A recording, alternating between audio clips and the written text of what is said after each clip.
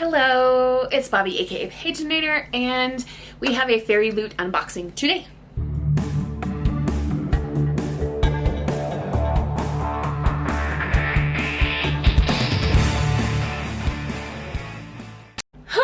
This is the March box, and it's only April 2nd, so getting closer to like being within the month of the box.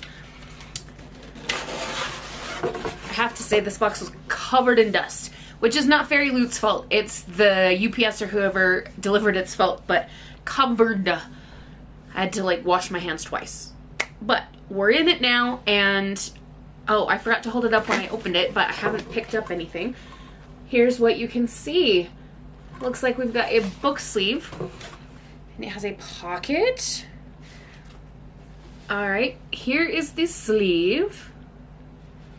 And then on this side, there's this pocket here, and it says, "Vengeance never dies. A tempest of tea half suffice all." Alright, I'm going to see if I can find the spoiler card. For some reason, Fairyloot's been putting it near the bottom of the box lately, which I don't like. I want to be able to check it if I need to see things. Okay, here it is. And our theme is heists and hustles. The designer of the book sleeve is the Loloco. TheLolloco. Alright, while I was reaching for that, I grabbed the tarot cards as well, so we might as well look at them next. They're pretty. So you have the King and Queen of Moons, and let's see who they are. This month's tarot card set features Layla as the Queen of Moons card and Severin as the King of Moons. These characters from The Gilded Wolves by Roshani Chachki are brilliantly illustrated by the wonderful at St. Dree. The Gilded Wolves is one of those books that I read ages ago and cannot remember a thing about. Maybe I need to reread it. Next up we have this tin, and it says, "Never fall in love with a fate." Stephanie Garber. Okay, so this has got to be Caravel, or what's that other series she wrote? Once Upon a Broken Heart. Yes. A pastel dream of tea tin inspired by Once Upon a Broken Heart by Stephanie Garber, and is perfect for storing your favorite brews and blends. Okay, I just showed you the front side, so we better take a look at the rest. Look at that. That's cute.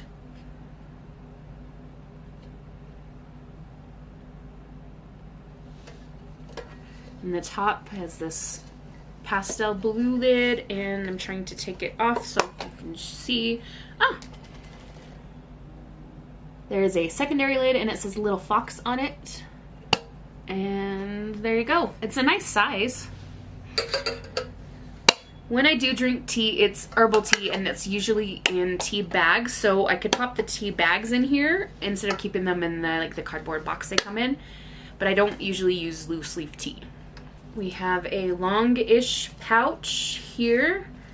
Can I feel what's inside? It feels like it's not straws. What does it feel like? I don't know. Ah, look at this. It's a sword. It's a sword letter opener. Is this? The green leaf is making me think Lord of the Rings, but that might not be right. Oh, I was close. This amazing letter opener is a mini replica of Sting from The Hobbit, and will help you open your letters with an added flourish. Haha. Yes, we like Sting. I love The Hobbit.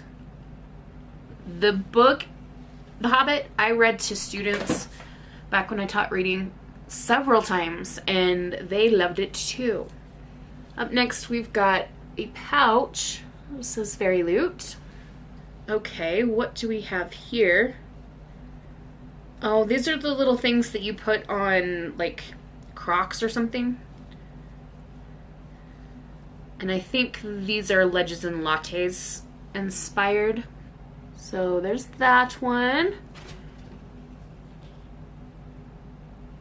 And, oh! That one went flying. There we go. Those two. I'll be honest, the pouch is going to be more useful to me than these little things, but I might be able to like repurpose them in crafting in some way.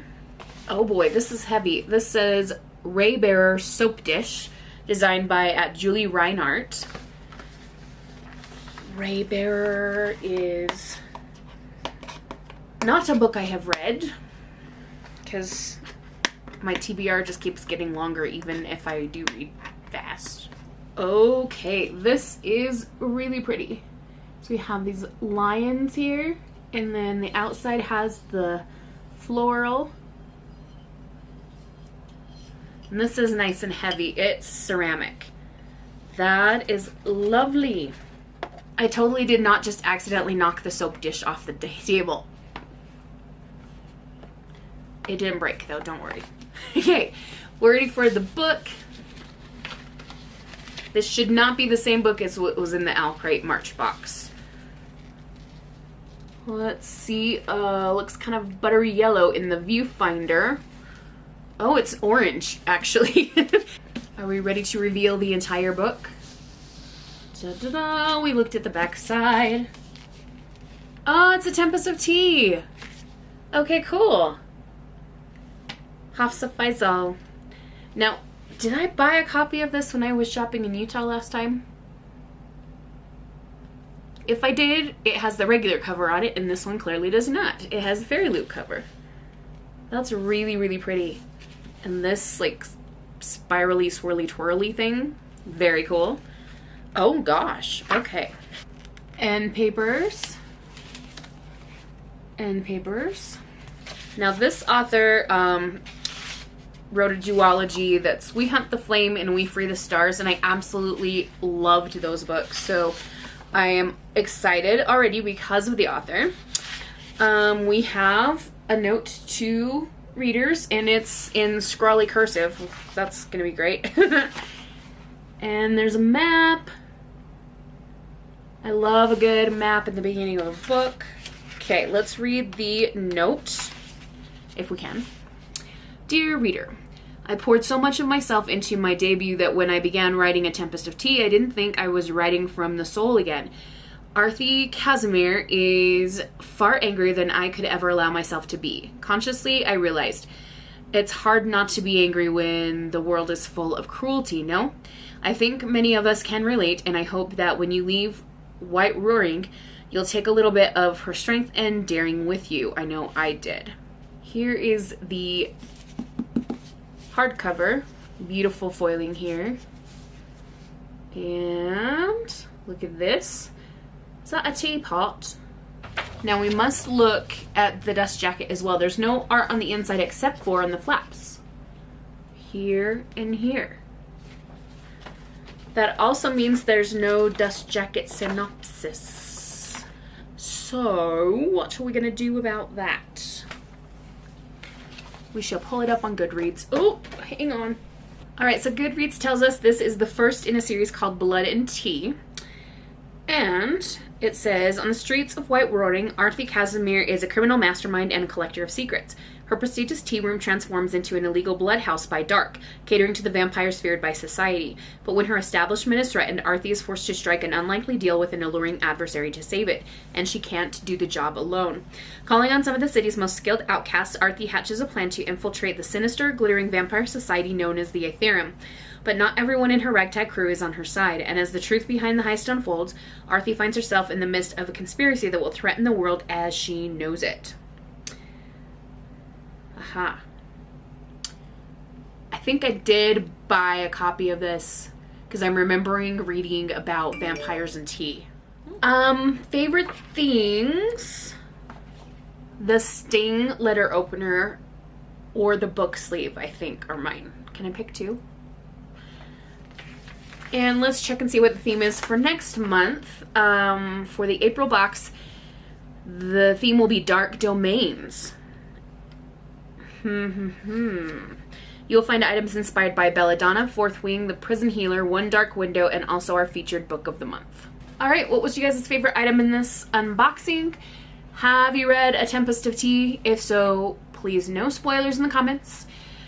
And I guess that's it for this video. So we'll see you in the next one. Have a wonderful, magical, and bookish day. Happy reading. Adios.